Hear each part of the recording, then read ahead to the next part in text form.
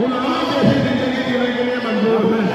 मैं बात कर रहा हूँ शेड्यूल कास्ट के लोगों की, मैं बात कर रहा हूँ शेड्यूल कास्ट के लोगों की, मैं बात कर रहा हूँ अन्य पिछड़ा के लोगों की, मैं बात कर रहा हूँ मुस्लिम की, जैन की, सिख की, ईसाई की, बौद्ध की, तमाम लोगों की जिनको आज भारत में सम्मान की जिंदगी नहीं मिल पा रही है।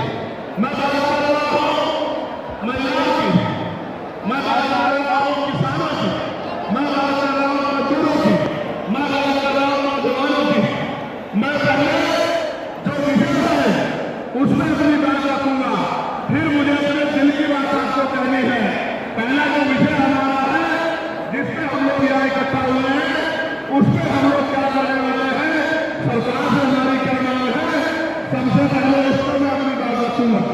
हमारी पहली मांग यह है कि 1931 के बाद इस देश में सभी जाति धर्मों के लोगों की जनगणना नहीं हुई है। जब तक जनगणना नहीं होगी तो ये नहीं पता लगेगा कि शेड्यूल कास्ट बैकवर्ड के लोगों को कितनी उनकी आबादी और कितना सम्मान उनको मिल रहा है, कितनी हिस्सेदारी उनको मिल रही है। तो केंद्र सरकार जल्द से जल्द जातिगत जनगणना कराए। जब तक जातिगत जनगणना नहीं होगी तब तक सबसे पहले स्पष्ट नहीं होगा जो आप षड्यंत्र किया गया है और कुछ लोगों को जानबूझ के उनके मुंह से कहना जा रहा है कि इस जाति का हिस्सा ये लोग खा रहे हैं, इस जाति का हिस्सा ये लोग खा रहे हैं, इस जाति का हिस्सा ये लोग खा रहे हैं। मैं चंद्रशेखर आजाद आपको वचन देकर कहता हूं, अपने बहुजन समाज के सामने जातिवार जनगणना कराइए, उसके आंकड़े सार्वजनिक कराइए।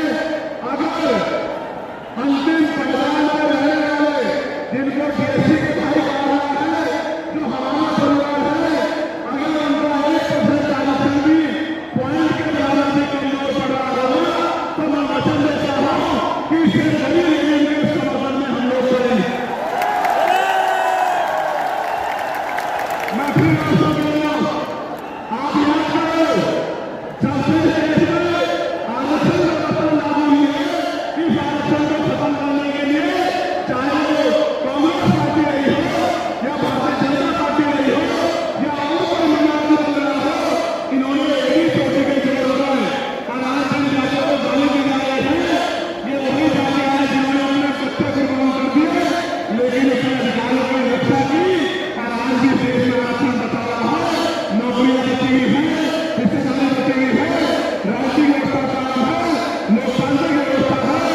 तो धन्यवाद करना चाहिए उन जातियों का जिन्होंने अपने प्राणों का बलिदान दे दिया, ना कि गंदे सारे जोड़ बताई, लेकिन अपने अधिकारों को छूने नहीं दिया।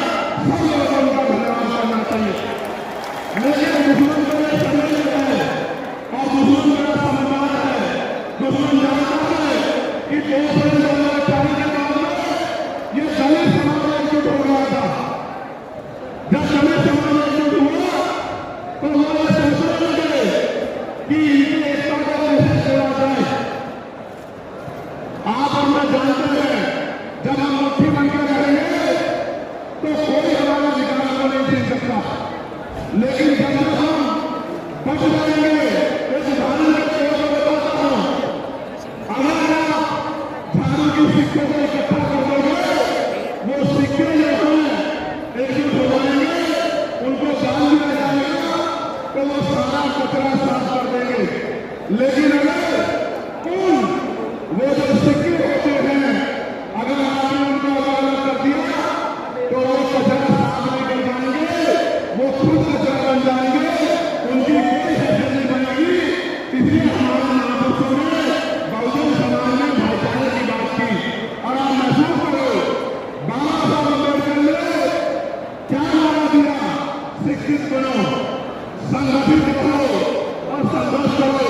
हमें शिक्षित भी बनना है, संगठित भी होना है और अपने विरोधियों बैरियर के खिलाफ संघर्ष भी करना है, अपने अधिकारों के लिए संघर्ष भी करना है।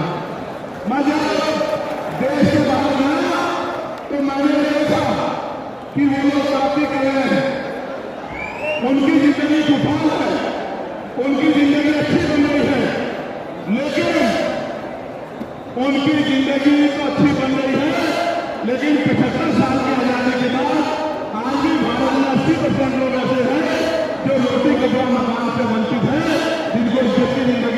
गई।